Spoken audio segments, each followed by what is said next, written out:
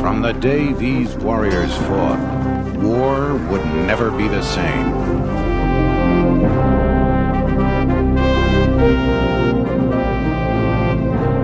They would march farther than any soldiers before them and outfight every army they met.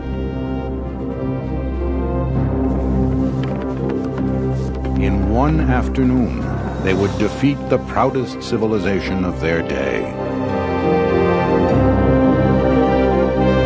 Led by the greatest general in history, they would forge an empire larger than any yet seen and leave their footprints forever on the world.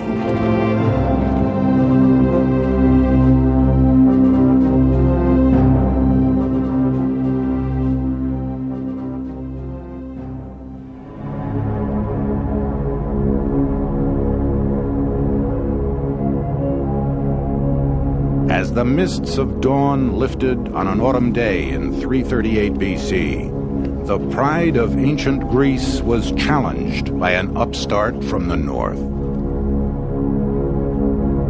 King Philip of Macedon had come to fulfill a bold dream, uniting the Greek city-states by force. Now, two of these states stood together against him, Thebes and Athens.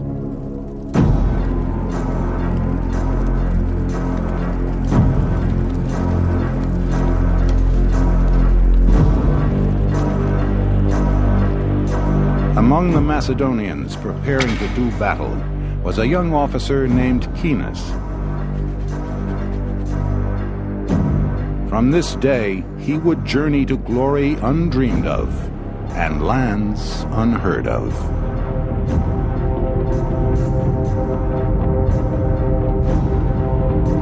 King Philip sat uneasy on his throne. Macedonia, a rural land to the north of Greece, was as fractious as it was rugged. The loyalty of the peasants extended no further than their lord. By marriage, diplomacy, bribery, and force, Philip molded a nation. Eyeing Greece, he dreamed of empire.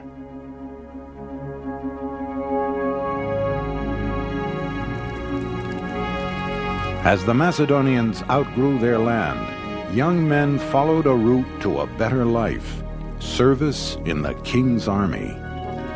Rich and poor enlisted with high expectations. They would not be disappointed. Coming from martial stock, Caenis was destined to serve his king. His father had estates and influence, and so Caenis entered the army as an officer. But he was drilled as relentlessly as any recruit.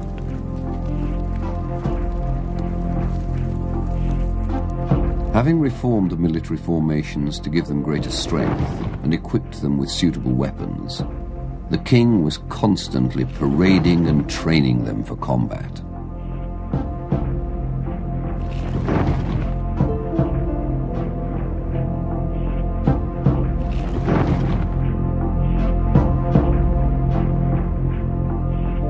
As a youth, Philip had been a captive of Thebes and a student of its army. Like the Greeks, he equipped his soldiers with pikes and formed them in a phalanx, a solid body of shields and spears.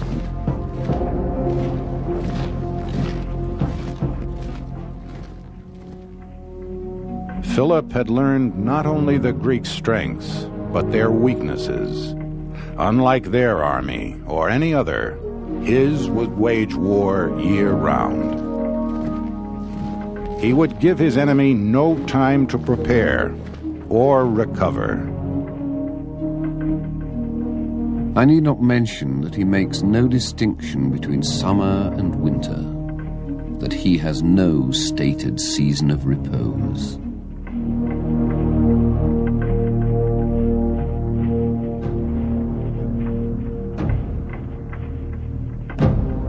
In the summer of 339 BC, Philip led his men south, toward the Greek heartland.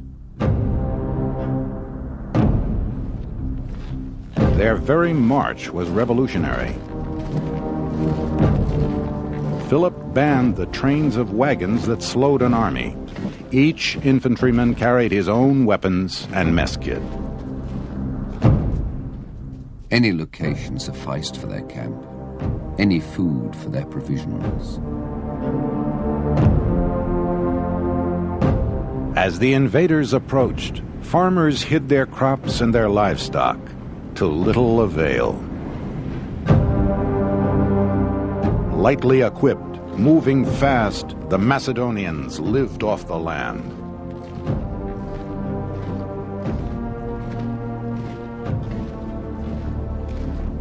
Even on campaign, they honed their skills.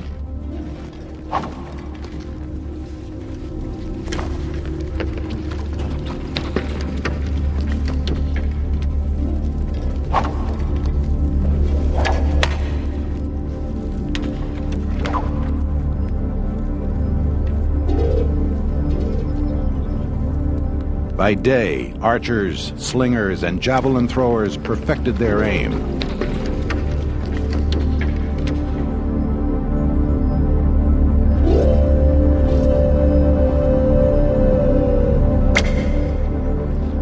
As night fell, they prepared to rub salt into the wounds they would inflict by carving taunts in their missiles.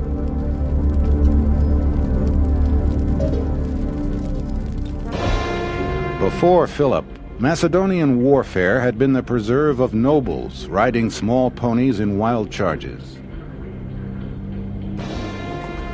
Philip would drill his cavalry as rigorously as his infantry and train them to ride in a wedge-like formation as formidable as the phalanx. Striking the enemy line at its weakest point, his horsemen would drive it apart. It was another revolution in warfare.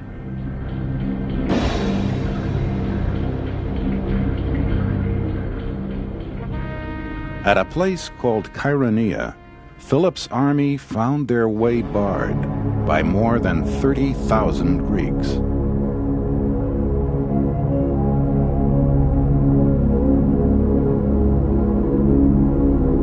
They wore heavy bronze armor and advanced with their short spears held at the shoulder. When they locked in combat, they would thrust at Philip's men from behind their wall of shields. The Macedonians under Caenis had a singular advantage, a sarissa, a pike up to 20 feet long, held underarm and tipped with a foot-long blade. Row upon row, bristling with pikes, this was the Macedonian phalanx.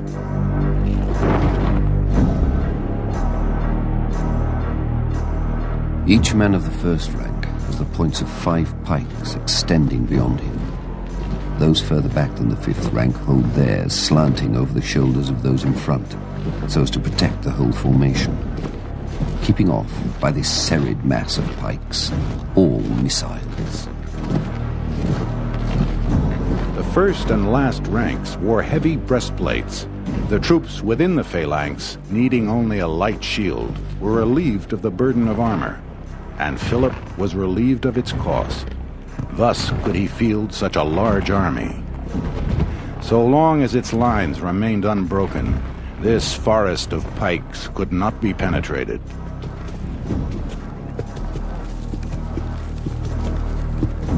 It was the job of the phalanx to punch a hole in the enemy line.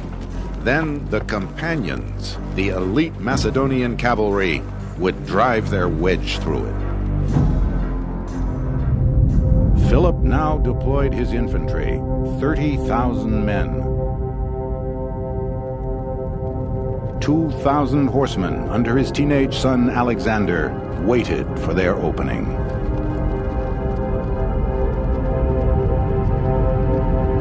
Horses and men, gleaming not with gold, not with multicolored clothes, but with iron and bronze.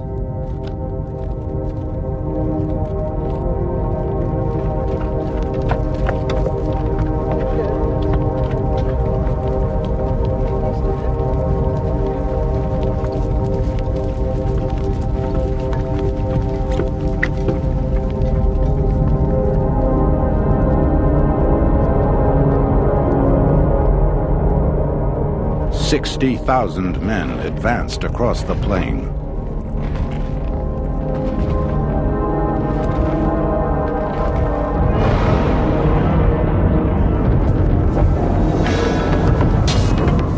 The blood really flowed, for the two lines were so closely interlocked that they were striking each other's weapons with their own and driving their blades into their opponents' faces.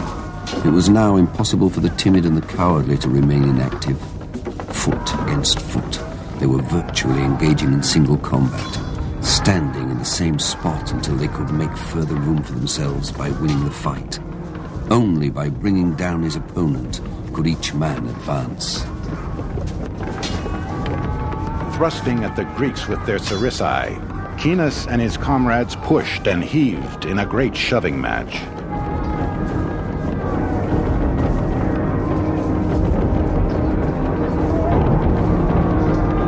At the height of the battle, Philip signaled his right flank to steadily fall back.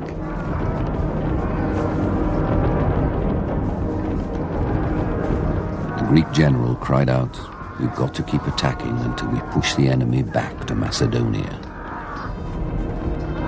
Philip remarked, "The Greeks don't know how to win."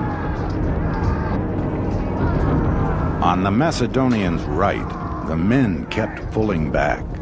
Sensing victory, the Greeks surged forward. What looked like retreat was a well-rehearsed trap.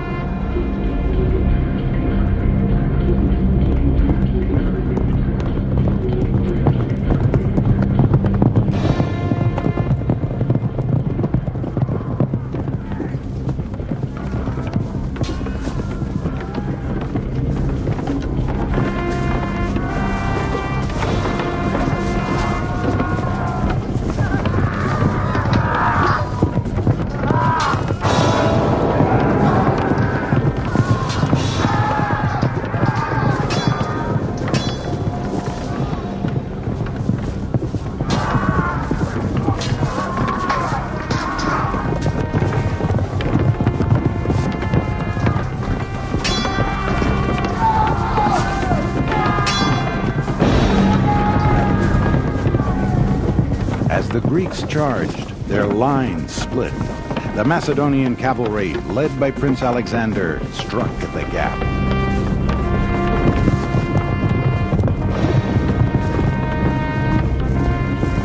The whole Greek line buckled and broke. Vulnerable without their phalanx, they were run down by Philip's horsemen.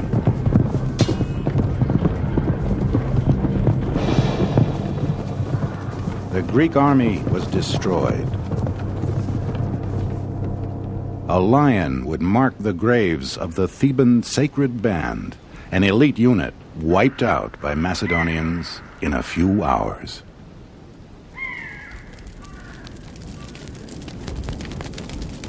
Celebrating their victory, Caenis and his men wallowed in an orgy of drinking. They paraded through the midst of the captives, jeering all the time at the misfortune of the luckless men. That night on the field, Caenis lay exhausted. Yet this battle for Greece was but the prelude to a harder campaign against a greater foe. Not long after the Battle of Chaeronea, King Philip was murdered. At age 20, his son Alexander took up his father's sword and his dream, the conquest of their ancient enemy, Persia.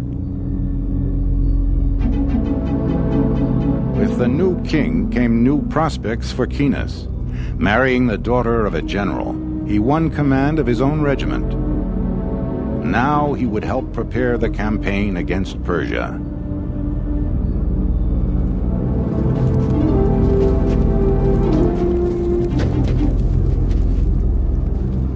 It was a land that could be as hostile as its army.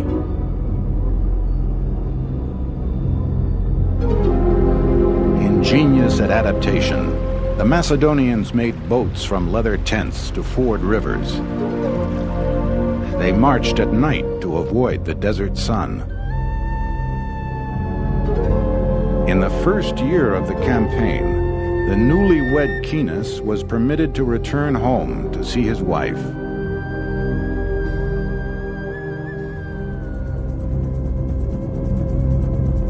Gradually, the war took him ever farther from Macedonia.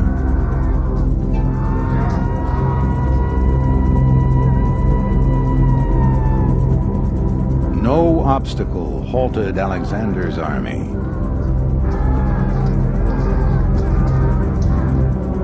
City after city fell.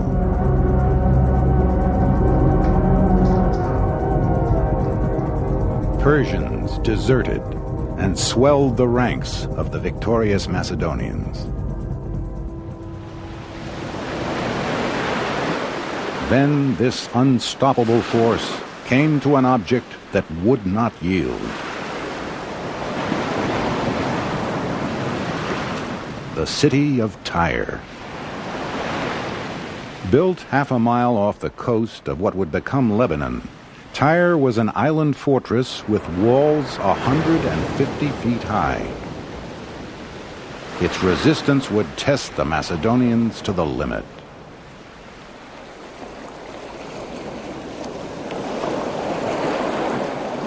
Since the Persians would not come to him, Alexander would go to the Persians.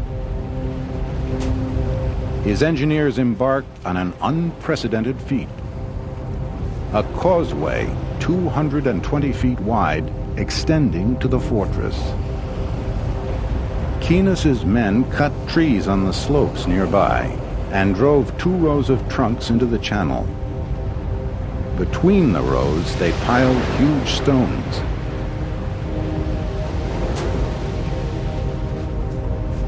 As the Macedonians advanced toward the island, the Tyrians poured down a constant hail of rocks, arrows, and hot sand.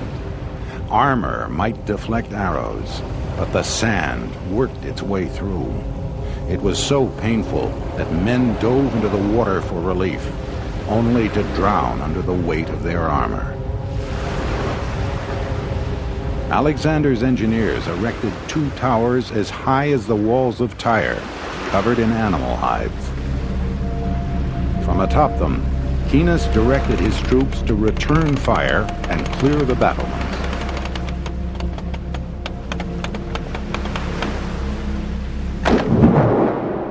Ever improvising, the Macedonians built weapons of artillery whose tension was provided by strips of twisted leather.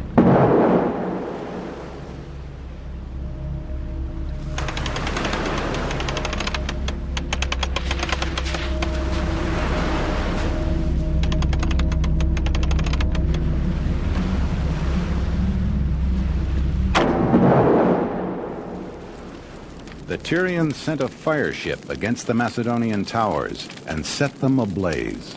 Hundreds of men perished, but the siege went on. When they finally reached the walls, galleys with iron rams battered an opening. Keenus and his men stormed the city. The slaughter was savage.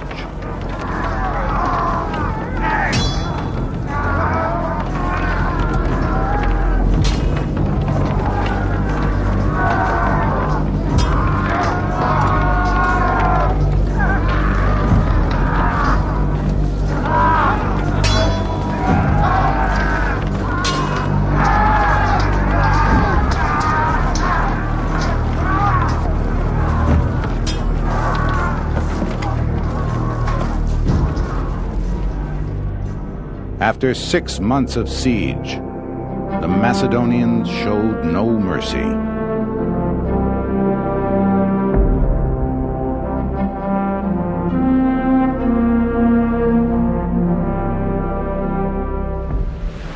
More than 8,000 Tyrians were executed.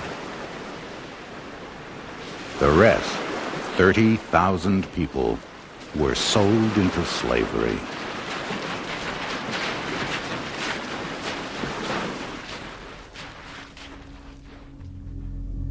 Persia fell. Still, the Macedonians pushed ever eastward. Finally, in India, drenched by monsoons, 8 years and 3,000 miles from Macedonia, they could go no farther. They had had enough. One man plucked up the courage to speak. Keenus. Sir, I do not propose to speak as an officer, but for the common soldier. My age, the repute which by your favour I enjoy amongst my comrades, and the unhesitating courage I have displayed in all danger and difficulties, give me the right to declare what I believe the soundest policy. Only a few from that great army are left, a small remnant, broken in health, their old vigour and determination gone. Every man of them longs to see his parents again, if they still survive, or his wife, or his children. All are yearning for the familiar earth of home, hoping pardonably enough to live to revisit it, no longer in poverty and obscurity, but famous and enriched by the treasure you have enabled them to win. Sir, if there is one thing above all others a successful man should know, it is when to stop. Keenus was cheered by his men. The tide had turned against endless conquest. Grudgingly, Alexander relented. The Macedonians turned for home.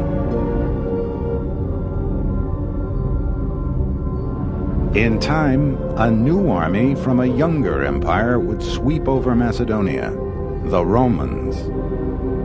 But even they stood in awe of the Macedonians. A Roman general who fought them never forgot. He later often confessed to his friends at Rome that he had never seen anything more alarming and terrifying than the Macedonian phalanx. In the service of Alexander, Keenus had helped mold the largest empire the world had yet seen, and the greatest army. He himself had risen far through the ranks, and traveled farther than any soldier before him. He never saw his home again. On the way back to Macedonia, he, like Alexander, died. Befitting his rank, he was cremated with all the ceremony possible in an alien land.